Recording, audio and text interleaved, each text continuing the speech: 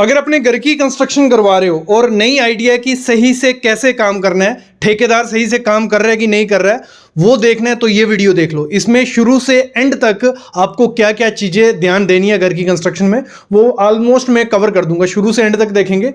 सबसे पहला काम जो आपको करना है, एक तो एग्रीमेंट करना है। मोस्ट इंपॉर्टेंट चीज है, अपने कॉन्ट्रैक्टर के साथ एग्रीमेंट करो कि क्या क्या चीजें वो हमें घर की कंस्ट्रक्शन में देने वाला है। अगर 1200 रेट कर रहा है या 1300 रेट कर रहा है, उस 1300 रेट में वो प्लास्टर करके देगा, कौन सी ईंट लगाएगा, कौन सा सीमेंट लगाएगा, कौन सा स्टील लगाएगा, हर चीज इंपॉर्टेंट होती है। भले आपका नॉन कॉन्ट्रैक्टर है, भले दूर पार का कॉन्ट्रैक्टर है, एग्रीमेंट करो फिर घर की कंस्ट्रक्शन स्टार्ट कराओ। और जब भी कॉन्ट्रैक्टर को हायर करना है, उसका पुराना काम जरूर देखना है कि उसकी क्वालिटी कैसी थी काम की, और मार्केट में 3-4 कॉन्ट्रैक्टर से रेट लेने हैं कि क्या रेट में वो घर की कंस्ट्रक्शन करके दे रहे हैं। जब हमारा कॉन्ट्रैक्टर हायर हो जाता है एक बार, फिर हमारा काम शुरू हो जाता है कंस्ट्रक्शन का। तो उसमें क्या ध्यान देना है वो सुनना भी। जब हम लेआउट और सर्वेइंग करते हैं, हमारा काम वहीं से शुरू होता है। जब भी लेआउट और सर्वेइंग आपको करनी है, प्रॉपर तरीके से करनी है। मतलब ये नहीं है कि कॉन्ट्रैक्टर पे छोड़ दिया, वही चूना मारेगा वही करेगा। आपने प्लान देख लिया, ड्राइंग आपने बनवा ली है, उसके बाद आपको एक रेफरेंस पॉइंट बनाना है अपना। लगा लो किसी का घर है, वहां पे कोई पॉइंट है गवर्नमेंट का, उससे मार्किंग करवानी है, प्रॉपर बेंचमार्क बनाना है, जिससे आपका लेवल भी चले पूरे घर का और आपका पूरा वहां से मार्किंग हो। मतलब जो बुर्जी रहती है, जैसे बुर्जी बनाई जाती है हर एक ग्रिड लाइन पे, तो हर एक ग्रिड लाइन पे आपको बुर्जी बनानी है।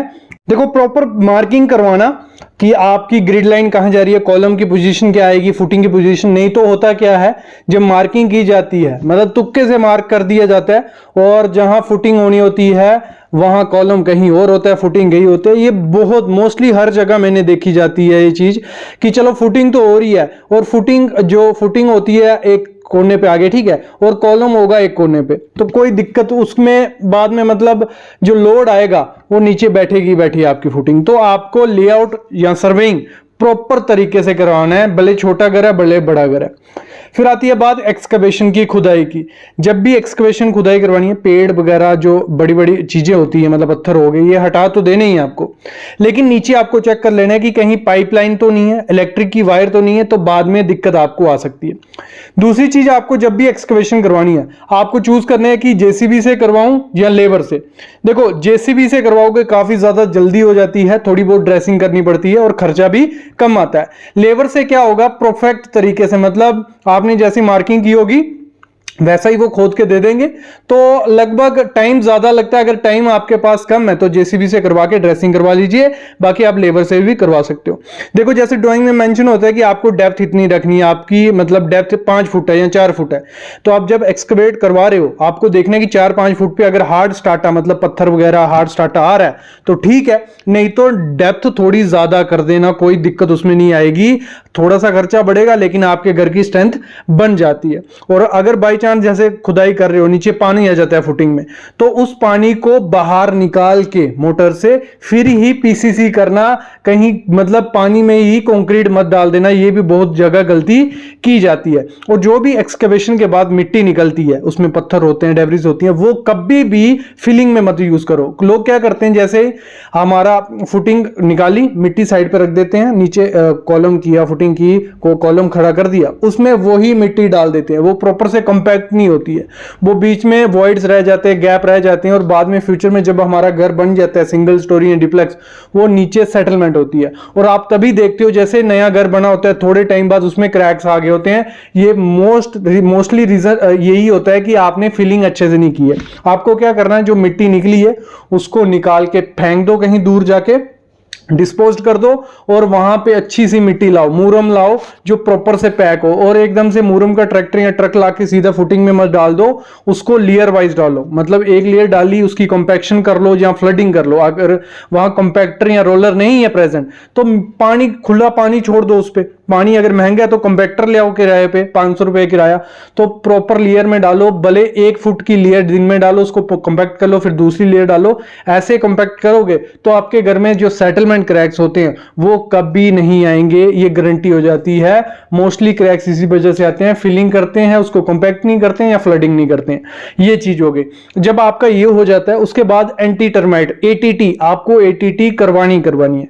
आपके घर में जो बाद में 10-15 साल बाद क्रैक्स आते हैं उनका एक रीजन ये भी होता है कि आपकी फुटिंग के नीचे वाली मिट्टी, जो टर्माइट होते हैं, जो कीड़े मकोड़े होते हैं, वो खा गए हैं और आपकी फुटिंग नीचे बैठ रही है, उस कारण भी आपके घर में क्रैक्स आ सकते हैं। तो एटीटी करवाओगे जब, पहले तो केमिकल चेक कर लेना है कि कौन सा केमिकल है, उसका रेशियो चेक कर लेना है। और जो भी चीज मैं इस वीडियो में बोल रहा हूं, हमारे चैनल पे 2000 प्लस वीडियो हैं, हर एक टॉपिक पे 3-3 वीडियो आपको मिल जाएंगी, प्लेलिस्ट बनी हुई है, वो जाके देख सकते हो। अभी मैं आपको हाईलाइट कर रहा हूं कि क्या क्या क्वालिटी में करना होता है। आपको केमिकल पता चल गया, एटीटी जब करनी है उसकी स्प्रे भी करवानी है, और अंदर लोग क्या करते हैं, सिर्फ स्प्रे करवा देते हैं, मिट्टी के अंदर नहीं डलवाते, तो मिट्टी के अंदर भी डलवानी है, रेशियो क्या डालनी है, और सब चीजों के लिए एक वीडियो एटीटी पे है, वो जाके देख लो। जब एटीटी हो जाती है फिर हमारा काम आता है पीसीसी करने का। पीसीसी क्या हो गया, प्लेन सीमेंट कंक्रीट। आपको एक लेयर बनानी होती है नीचे मिट्टी पे, जिसके ऊपर आपको सरिया रखना है। अगर डायरेक्ट सरिया रख दोगे मिट्टी पे तो वो थोड़े टाइम बाद सड़ जाएगा और फिर वही क्रैक्स गिरने के चांसेस बढ़ जाते हैं। तो पीसीसी करवानी है। पीसीसी जब भी करवानी है M15 ग्रेड बनाना है। M15 ग्रेड क्या है, गूगल पे सर्च मारोगे मिल जाएगा, चैनल पे सर्च मारोगे मिल जाएगा। M15 ग्रेड करना है, उससे कम ग्रेड नहीं यूज करना, और प्रॉपर कॉन्ट्रैक्टर को बता देना है कि M15 ग्रेड इसकी रेशियो ये होती है। प्रॉपर आपको उसको एक बर्तन देना है जिसकी हेल्प से वो सैंड नापेगा, सीमेंट नापेगा, एग्रीगेट नापेगा। अगर आप उसको प्रॉपर बर्तन नहीं दोगे, वो कैसे भी करता रहेगा, कहीं कुछ रेशियो डल रही है, कहीं ज्यादा डल रही है, कहीं कम डल रही है, तो वो सही चीज नहीं है। आपको लगेगा 50 सीमेंट दिए थे, बैग दिए थे तो 50 ही यूज किए तो सही से काम किया, ऐसा नहीं। जहां 10 की जरूरत थी वहां 20 डाल देगा, जहां 20 की जरूरत है वहां 10 डाल देगा, ये दिक्कत भी होती है। तो पीसीसी की आपको थिकनेस भी देखनी है, और प्रॉपर जो सरफेस होता है उसको स्मूथ होना चाहिए। मतलब ये नहीं है रफ रफ, थोड़ा बहुत रफ चलेगा। कभी कभार क्या करते हैं, एग्रीगेट ऊपर बिखरा होता है और बोलते हैं कि नहीं ये हमने खुद से रखा है कि बॉन्ड अच्छे से बन जाएगी, और ये चीज है। बाकी क्यूरिंग उसकी करो, 5 से 6 दिन तो क्यूरिंग करनी ही करनी है, उसके बाद उस पर सरिया बांधो फिर करो। और जब कंक्रीट करना है किसी भी चीज का, देखो कंक्रीटिंग के पहले, कंक्रीटिंग के दौरान और कंक्रीटिंग के बाद ये चीज ध्यान रखनी है। कंक्रीटिंग क्या हो गया, आप कंक्रीट डाल रहे हो उस पे, तो कंक्रीटिंग से पहले आपको क्या करना है, आपका जो भी एरिया वो साफ सुथरा होना चाहिए, ना उसमें कील होनी चाहिए, ना लकड़ी होनी चाहिए, ना पत्थर होने चाहिए, साफ सुथरा हो गया। फिर उस पे जो शटरिंग की होगी, भले वो फुटिंग है, भले वो कॉलम है, भले वो स्लैब है, वो शटरिंग में थोड़ा भी गैप नहीं होना चाहिए। अगर थोड़ा भी गैप हुआ, जो आपने सीमेंट कंक्रीट बनाया उसमें से जो सीमेंट होता है वो स्लरी निकल जाती है, तो कंक्रीट सूखा बचता है। वो बाद में क्या निकलता है, हनीकॉम्ब निकलता है। मतलब जाल देखना होगा आपने, गैप गैप गैप होता है, तो हनीकॉम्ब निकल गया तो वो स्ट्रेंथ वहीं खत्म होगी। तो गैप तो जीरो होना चाहिए। भले उसमें क्या करो, बाजार से ले आओ, फिलर ले आओ, वो फिल कर दो, फोम आती है, कुछ भी करो।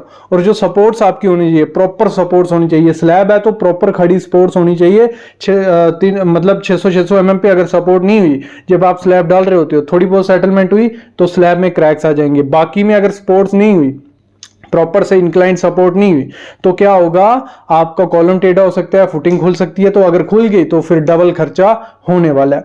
स्टील को पूरा चेक कर लो, भले वो स्लैब का है, मैं पूरा कंक्रीटिंग का बता रहा हूं, भले वो कंक्रीट कहीं भी हो रहा है, बीम में हो रहा है, स्लैब में हो रहा है, सीढ़ी में हो रहा है, तो स्टील चेक कर लो कि क्या प्रॉपर से स्टील बांधा है कि नहीं बांधा है जो चाहिए। कवर ब्लॉक मोस्ट इंपॉर्टेंट चीज है, जो लोग ध्यान नहीं देते हैं। कवर ब्लॉक मस्ट प्रोवाइड करो। और फिर क्या होता है, कई जगह पे कटआउट्स आते हैं, कई जगह पे इंसर्ट प्लेट होती हैं, आपकी कंड्यूट पाइप्स होती हैं, बिजली वाली तारें, वो प्रॉपर से डाली गई हैं, प्रॉपर उनका गैप है, प्रॉपर बांधी हुई है। जहाँ कहीं कंक्रीट होगा तो भाग तो नहीं जाएंगी, ये चीजें भी आपको देख लेनी है।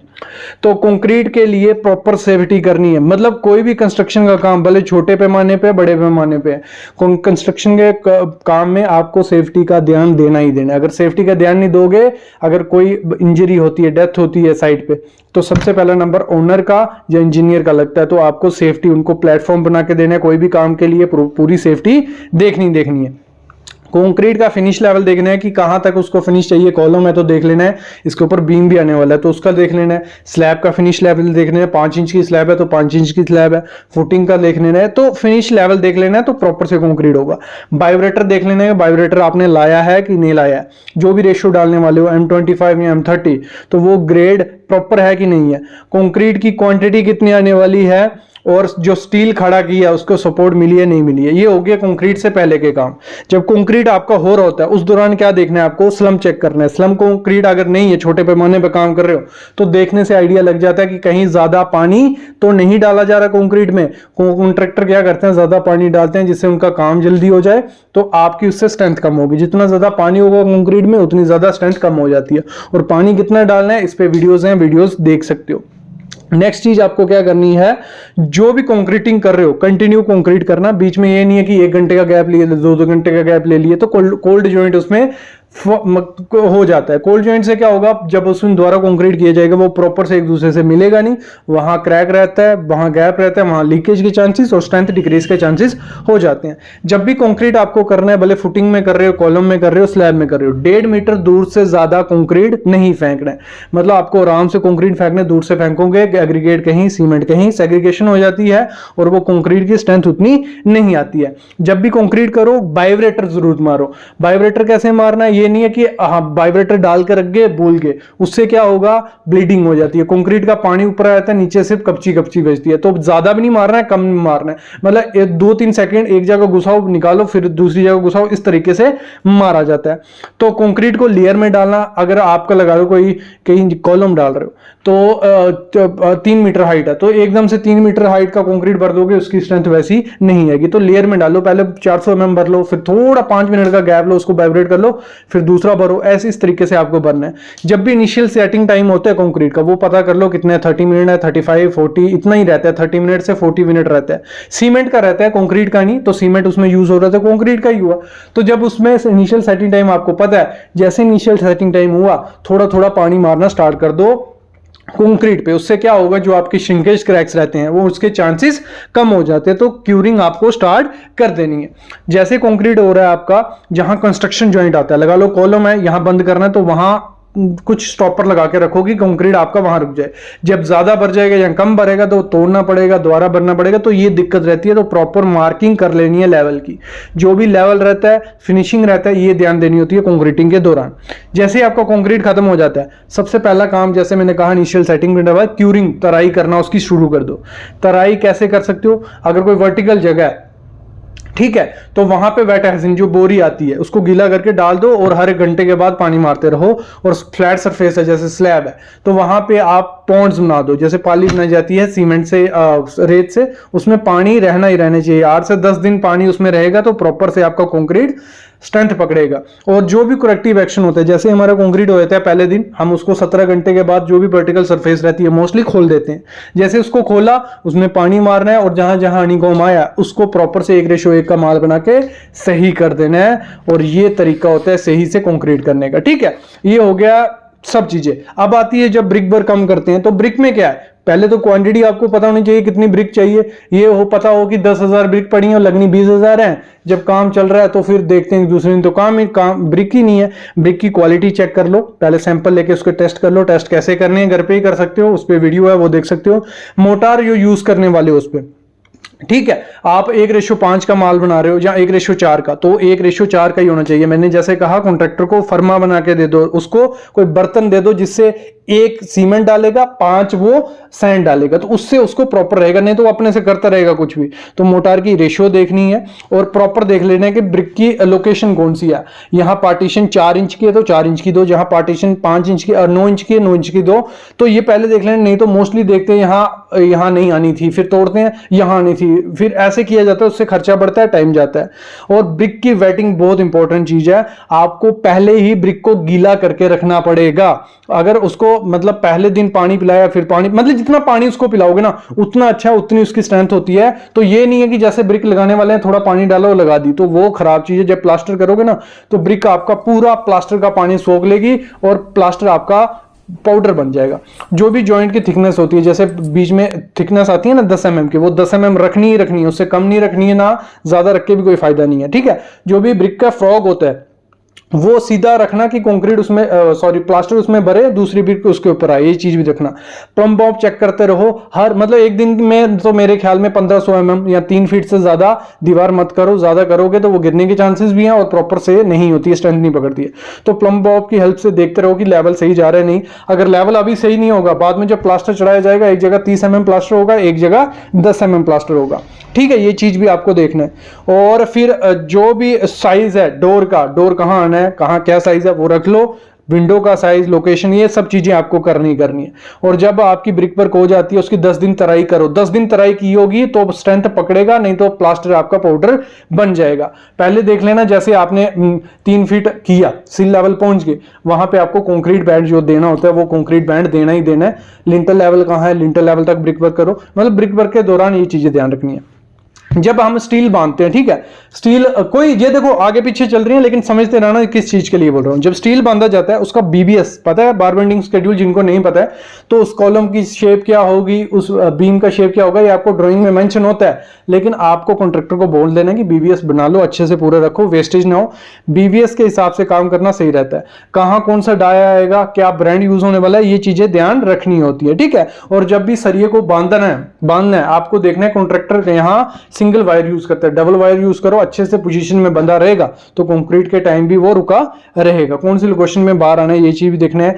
जब आपका सरिया आता है कभी भी मिट्टी पे सरिये को मत रखो, मतलब अप्रॉक्स 2-3 फीट बोल रहा हूँ, ज्यादा बोल रहा हूँ, 300 mm तो दूर मिट्टी से होना चाहिए। क्रोजन पीला सरिया नहीं होना चाहिए। ये चीजें भी आपको देख लेनी है जब भी सरिया यूज करना है। जब भी शटरिंग होती है, मोस्ट इंपॉर्टेंट चीज होती है, आपको गैप शटरिंग में नहीं आने देना, स्लरी नहीं निकलने देनी है। तो गैप बिल्कुल जीरो कर दो, फिल कर दो और प्रॉपर सपोर्ट्स दो। ये मैंने पहले ही कहा। लाइन चेक कर लो कि आपकी स्लैब की लाइन पूरी प्रॉपर है, नहीं तो प्लास्टर के टाइम देखो, अभी हो जाता है प्लास्टर के टाइम डबल प्लास्टर चढ़ता है वो गिर जाता है। प्लम बॉब देख लो, कॉलम का जो भी जिसकी भी शटरिंग है, एक प्रॉपर चीज के नहीं बोल रहा, डायमेंशन चेक कर लो, शेप चेक कर लो कि यही है कि नहीं है।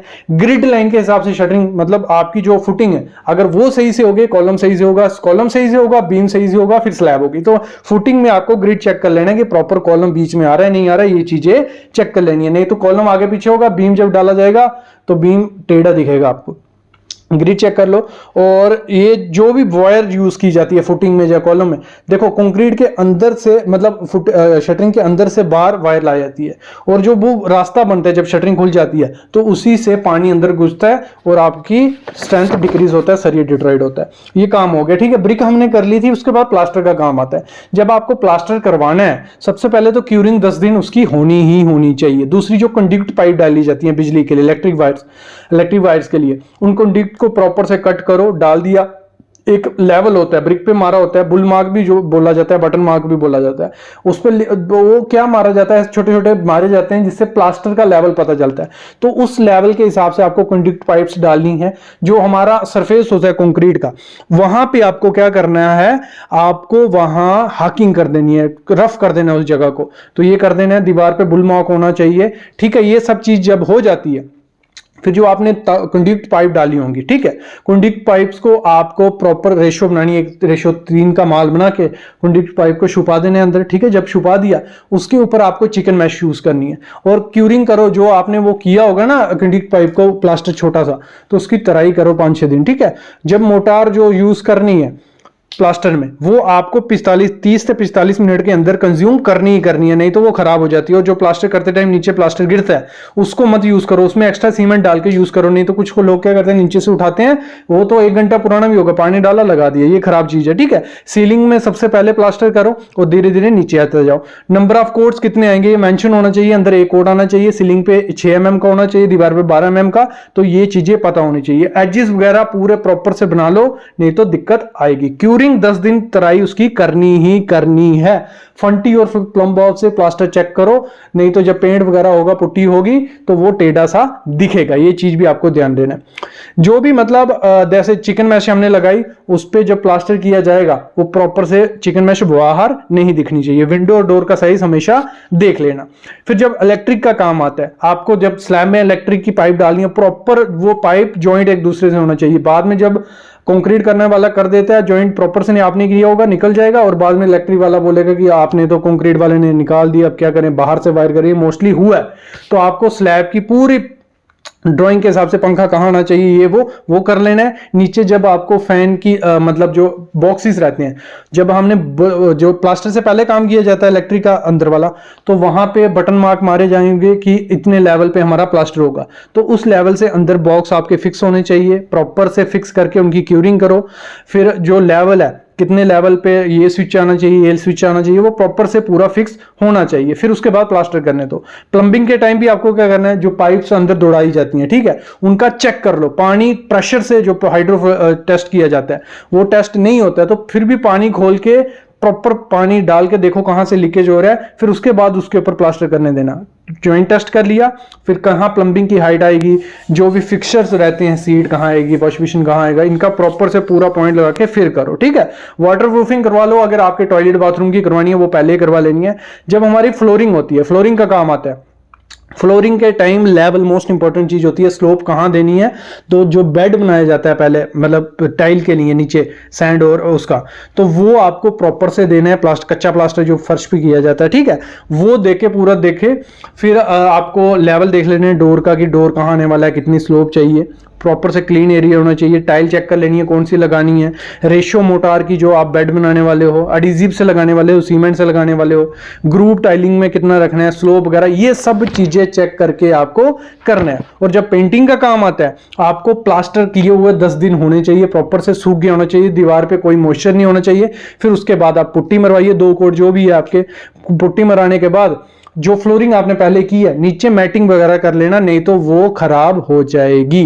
पेंट आप प्रॉपर जो भी प्रोपोर्शन से डालना है, कौन सा पेंट करना है, ये चीजें आपको चूज करनी होती है। शेड कौन सा है, कोड कितनी करनी है, तो ये आप पे छोड़ता हूं। बाकी जब डोर और विंडो आपको लगाने हैं, तो आपको प्रॉपर चेक कर लेना है, जो भी ओपनिंग छोड़ी थी प्लास्टर के टाइम, उनको प्लम बॉब करना है कि प्रॉपर है, नहीं तो लकड़ी जब काट के लगाओगे तो वो टेढ़ी सी दिखेगी, फिर गैप फिल करना पड़ता है, वो खराब दिखता है।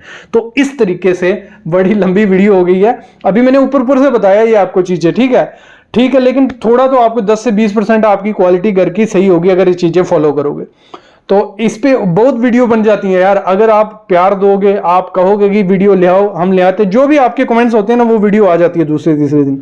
तो इस पे और वीडियो चाहिए, हर चीज पे, हर टॉपिक पे अलग अलग चाहिए, वो भी ले आऊंगा। और 2000 प्लस वीडियोस है ना, इन्हीं टॉपिक पे, हर एक टॉपिक, जो भी टॉपिक सर्च करोगे, आपको जो भी चाहिए अपने घर के लिए, उस चीज को लिखो, आगे सिविल साइट विजिट लिख दो, आपको YouTube पे सबसे पहले 3-4 वीडियो हमारी ही दिखेंगी।